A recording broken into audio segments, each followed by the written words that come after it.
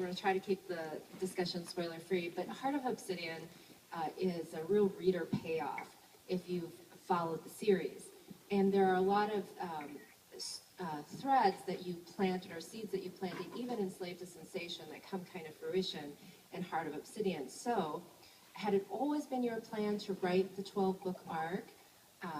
And if not, how did it come about? And then, in addition to that, how do you keep track of all of the different plot threads or seeds that you plant so that you have consistency in the end? Because of the way I write, I didn't know exactly how many books it would take to tell the story.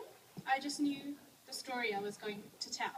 So it wasn't, I didn't sort of say I'm going to write 12 books or 14 books. I just knew, I would write as many books as needed to tell this particular story.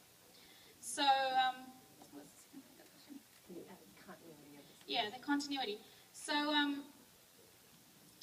the continuity of the series, when I sort of learned this on the fly. So, because Slave to Sensation was the start of my first series, and the Side Changing series was my first series, I kind of didn't know what you were supposed to do with the series. So, I wrote Slave to Sensation. It was all in my head. Like, everything was in my head.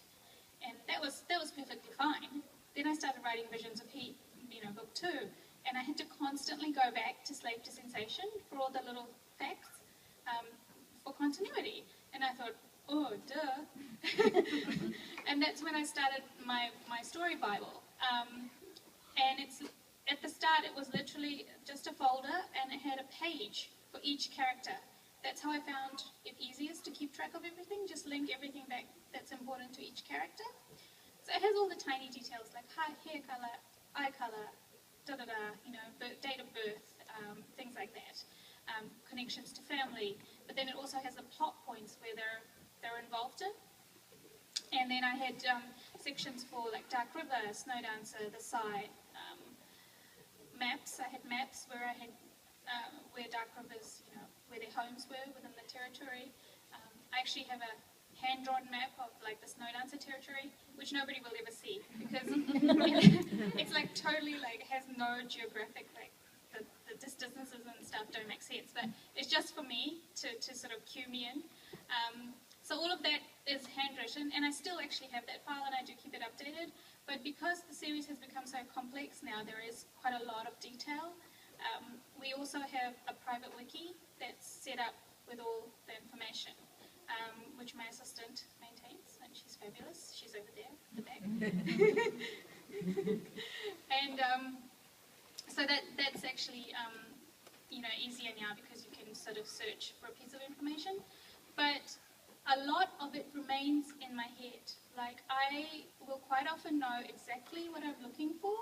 Like, I will know what kind of paragraph the scene is in that I need the information in. All I have to do is search for those words in the right manuscript, and I'll find it.